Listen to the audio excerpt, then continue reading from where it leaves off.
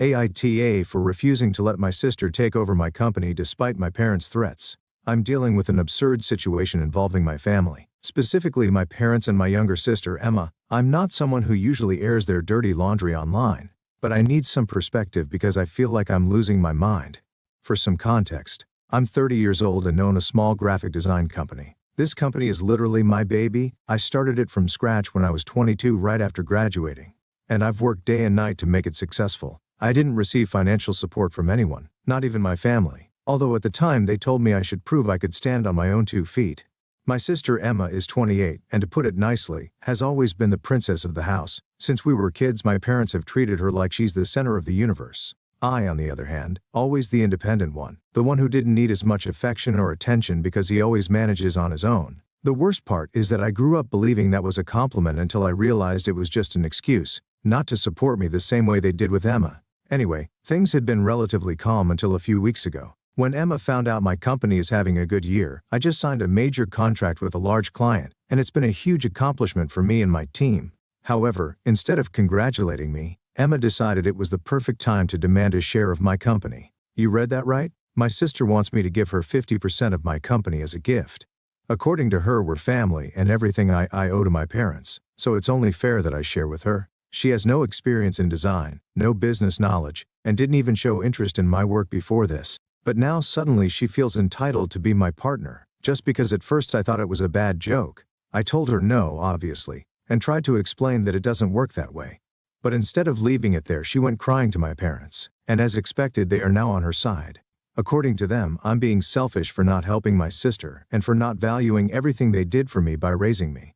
They even went as far as to say that if I don't agree, they're going to reconsider my place in their will. That was like a bucket of cold water. I understand my family has never been perfect. This feels like a betrayal. I never asked them for anything to start my company, not even when things were tough. And now that I'm finally reaping the rewards of my efforts, it turns out that all of this is at risk because my sister feels she deserves it. I'm writing this because honestly, I don't know how to handle the situation anymore. My girlfriend is furious and says I should cut off contact with everyone, but that's easier said than done. Despite everything, they're my family, and I don't want this to end up destroying our relationship. However, I also don't want to give in to the pressure and give away something that I've worked so hard to build. Day 1, I spoke with my parents after writing my initial post. My idea was to try to reason with him and explain that I can't just give away part of my company, especially to someone who has nothing to do with the business. I told them that while I understand they want the best for Emma, this isn't viable or fair to me. But as expected, conversation didn't go well. My mother started crying, saying I was acting selfishly. And my father hit me with one of those phrases that have haunted me my whole life. Can't you make a small sacrifice for your family? That moment, I didn't say anything.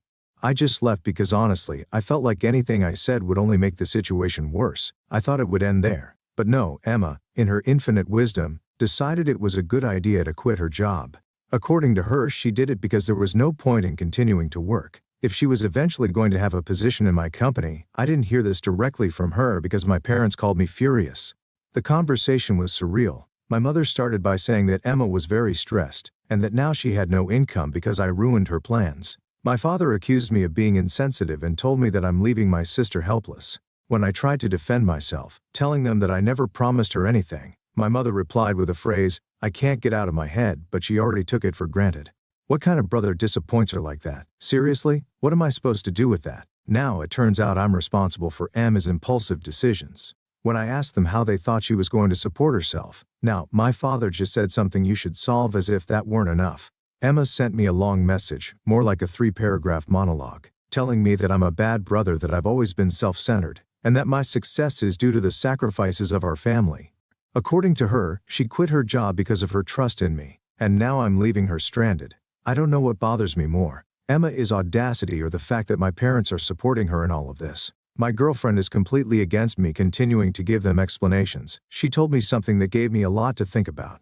You're not ruining in his life, but she and your parents are trying to ruin yours. For now, I'm ignoring my family's messages and calls, but I have a bad feeling. I don't think this ends here. Day 2.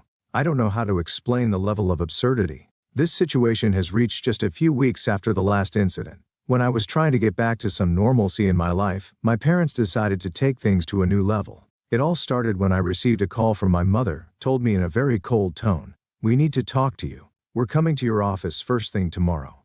Something in her voice put me on alert, but I had no idea what they were planning. When they arrived, they didn't come alone. They brought a lawyer, someone I know because he's a family friend. Right away, it seemed strange. They didn't even bother to pretend. They sat down in front of me with an attitude that bordered on intimidating. The lawyer took out a folder with documents and with a smile that I now see as condescending, explained that they wanted to draft a contract for Emma to officially become a partner in my company. I want you to understand the magnitude of this. My own parents brought a lawyer to my office to try to legally pressure me. It wasn't a conversation. It wasn't an attempt to mediate or reach an agreement. It was an ambush. I remained silent for a few seconds, processing what I had just heard. Finally, I asked them, trying to remain calm, "What makes you think you have any right to my company?" My mother sighed as if I were being completely irrational. Then she said something that honestly stunned me. "Because we raised you.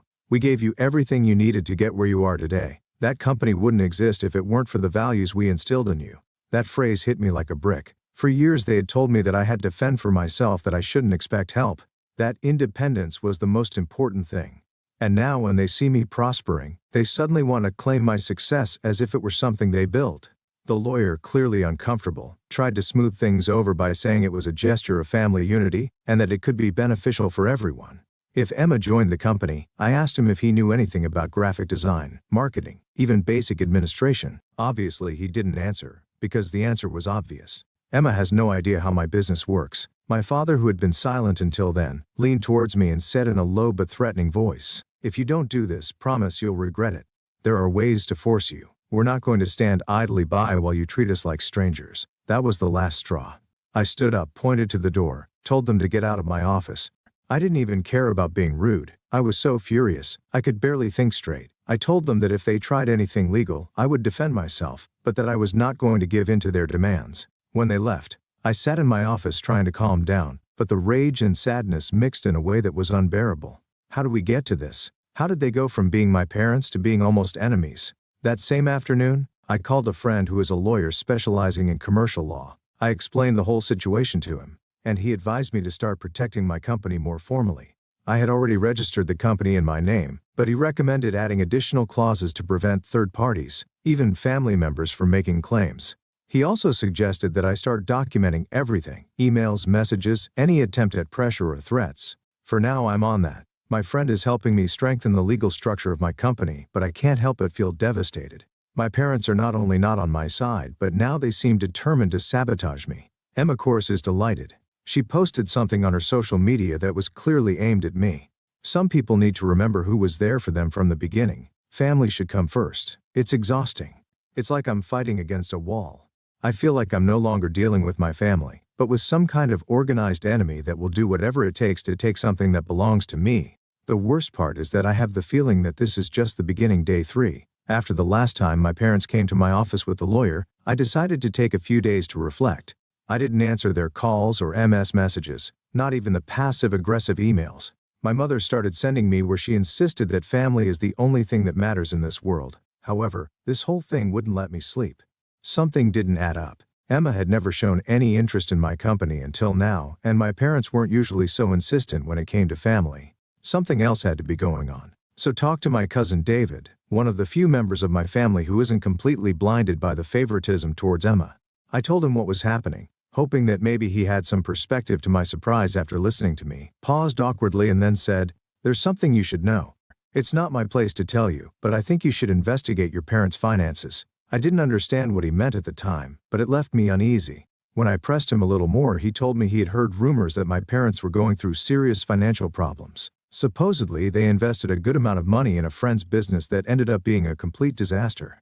Apparently, they now have debts. They don't know how to manage that. Conversation opened my eyes. Everything started to make sense. My parents' almost desperate insistence and a sudden decision to want to be a partner in my company. Even the fact that they brought a lawyer. All of this had nothing to do with the success of my company or with family. It was about money. I decided to confront my parents directly. I knew they weren't going to tell me the truth easily, so I went prepared. I arrived at their house, and after the forced greetings, I blurted out the question, "How much money do you owe?" My mother's face turned white as a sheet. My father tried to maintain his composure, but it was obvious that they didn't expect that question. They tried to deny it, saying that I was imagining things and that I didn't know what I was talking about. But when I mentioned the failed business that David had told me about, the truth came out. It turns out that my parents are not only in debt, They are on the verge of losing their house. They tried a couple of risky investments with the savings they had for their retirement. Everything went down the drain. Now they have accumulated debts, unpayable interest, practically no source of income to get by. The worst part is that Emma was aware of all this from the beginning. She knew that my parents were desperate, and instead of looking for reasonable solutions, she decided to use her right to be the favorite to try to save the situation at my expense. When I confronted them about this, my mother started to cry, saying that they didn't know what else to do, and that they thought that at least I would help because I'm their son. My father, on the other hand, was much more direct. You have the money and the success. It's the least you can do for us after everything we sacrificed for. You couldn't believe what I was hearing. I tried to explain to them once again that my company is not a money machine that can solve all their problems, and that if they had asked me for help directly, instead of trying to manipulate me, maybe I would have considered doing something. But my father lost his patience and yelled at me. Only thing we care about is that you solve this. We're not going to stand by and watch our lives be destroyed, because you're too proud to share what you have. I left their house angrier and more disappointed than ever. Same night, Emma sent me a message full of reproaches saying that I'm a selfish person with a superiority complex, that I should remember who was there for you when you were a nobody who was there for me. Seriously, the same people who didn't support me with even a phone call when I was working 16 hours a day to keep my business afloat. From now on, I have no doubts, can't trust them. As much as it hurts, I know I have to protect myself. My lawyer is already aware of this new information and suggested that in addition to strengthening the legal protection of my company, I begin to disassociate myself from anything that could connect me financially with my parents. This situation is breaking me emotionally, but I'm clear about one thing. I'm not going to let them destroy everything I've built just because they made bad decisions. State 4. My sister Emma literally tried to access my bank account. I feel like I'm living in an absurd soap opera, but unfortunately this is my real life. It all started a few days ago when I received a security alert from my bank. It was a notification saying that someone had tried to access my account from an unrecognized device. I thought it could be a mistake, but when I opened the email and checked the IP address of the access attempt, I recognized something familiar. It matched the area where my parents live. At first I didn't want to think the worst. Maybe it was a coincidence. Maybe someone else in the same area was trying something. The more I thought about it, the less sense it made. Why would a stranger try to hack me right now in the middle of all this family madness? Something didn't add up. I called the bank to confirm the details of the access attempt. I explained the situation, and they were very understanding. They told me that someone had tried to reset my password using my email, but that they hadn't been able to complete the process because they didn't have access to the security code they sent to my mobile phone. This confirmed my suspicions. It wasn't a random attempt. It was someone who knew things about me and who intended to access my accounts. This is where it all gets worse. I decided to investigate further and check my emails. I found that a few days before the hacking attempt, someone had sent a request to change the password for my personal email. Fortunately, the request was blocked because I have two-step authentication that gave me goosebumps. Clearly, whoever was behind this knew that my email was the key to accessing everything else. The straw that broke the camel's back was a message that Emma sent me shortly after all of this. In it, she said something like, "If you're not willing to share what you have, maybe it's time someone taught you a lesson about what family means." That moment, everything clicked. It had to be Emma. I didn't have definitive proof yet, but the coincidence of everything was too strong. I decided not to answer her directly. Instead, I called my lawyer and told him what had happened. He recommended that I file a report immediately, even though I still didn't have solid proof that Emma was behind the hacking attempt. According to him, these types of situations can escalate quickly if preventative measures aren't taken. So that's what I did. I went to the police and explained what happened. I brought screenshots of the emails, the activity log from my bank, and the message that Emma sent me, which, although not a direct confession, does show that she is trying to intimidate me. I filed the report. Now I'm waiting for the authorities to investigate. The next day I received a furious call from my mother. I have no idea how she found out about the report. Maybe Emma herself told her, but she was beside herself. She yelled at me, saying that I was a traitor and that you can't treat your own blood as if she were a criminal. When I replied that Emma had tried to hack me, my mother flatly denied it and accused me of making up excuses, not to help the family. The most surreal thing was that instead of asking if I was okay, we're trying to understand my side of the story. My mother again insisted that all of this would be solved if you just did the right thing and shared why teach your sister. After that call, became clear to me that I could no longer maintain any kind of contact with them. My girlfriend convinced me to block them all temporarily. Although at first I felt guilty, now I see that it was necessary for my mental health. As part of the precautions, I strengthened security on all my accounts, both personal and business. I changed passwords, added biometric authentication, and set up alerts for any suspicious activity. I also asked my IT team at the company to check if there had been any strange access attempts in the systems. But luckily, everything was clean. I'm furious and exhausted. I don't know what hurts more, that my own sister has gone this far, or that my parents continue to defend her as if she hasn't done anything wrong. This is no longer just a family dispute. It now feels like a direct attack against my stability, my work, and my peace of mind. The only thing I know for sure is that I'm not going to let them destroy me. I've already spoken to my lawyer about the possibility of requesting a restraining order against Emma. If this happens again, as much as it hurts, it seems that the path they're forcing me down. Final update. After the hacking attempt and the report I filed, I decided I couldn't keep waiting to see what Emma and my parents would do next. It was clear this wouldn't stop until they faced real consequences.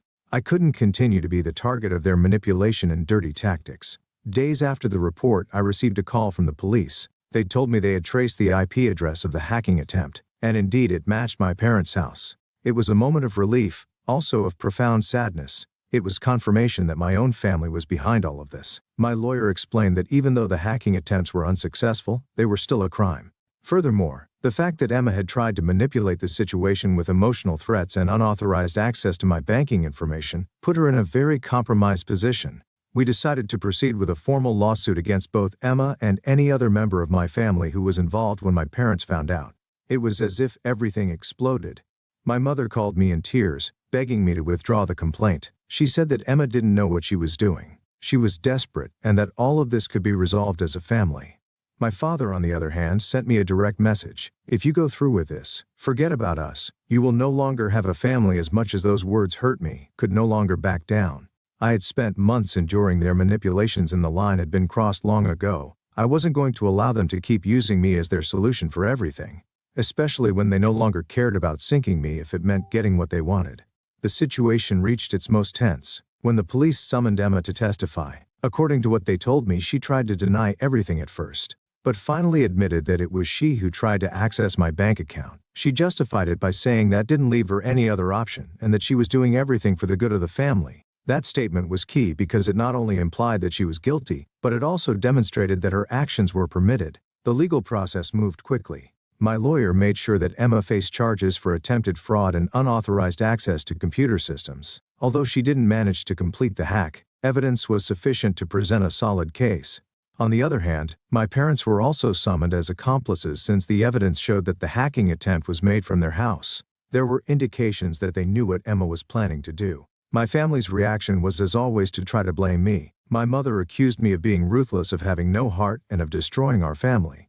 My father even tried to justify Emma's actions, saying that she was only trying to get what she was entitled to. Those words were the final confirmation that I could no longer consider these people, as my family case ended in a judicial agreement. Emma accepted a deal to avoid going to prison, but she had to plead guilty, pay a significant fine, and commit to attending mandatory therapy sessions for her conduct. My parents, on the other hand, had to sign an agreement not to approach my company or try to contact me directly. They were also obligated to pay a portion of the legal cost that this process generated for me. Although the outcome was favorable for me, I can't say I came out of this unscathed. Losing my family, even under these circumstances, is something I never thought would happen. There was no other option. I realized that as much as I loved them, they didn't love me in the same way. They only saw what they could get from me, and when they didn't get what they wanted, they didn't hesitate to destroy me. Since then, I have cut off all contact with them. I changed my number, further strengthened my company's security, and focused on surrounding myself with people who truly support me. My girlfriend, my friends, even my colleagues have been a fundamental pillar in overcoming this. What's the most ironic thing? Since all of this ended, my company has grown more than ever. It's as if by freeing myself from that emotional burden and toxicity, I could finally dedicate all my energy to what really matters for the first time in months. Feel like I'm getting my life back. This isn't what I wanted for my family. I always imagined that if I were successful one day, I could share it with them in a healthy and happy way. There is a big difference between helping and being exploited. I learned that lesson the hard way. But now I know that as much as it hurts, sometimes you have to set boundaries even with the people you love. If you liked it, don't forget to leave a comment and support the channel by subscribing. See you in the next story.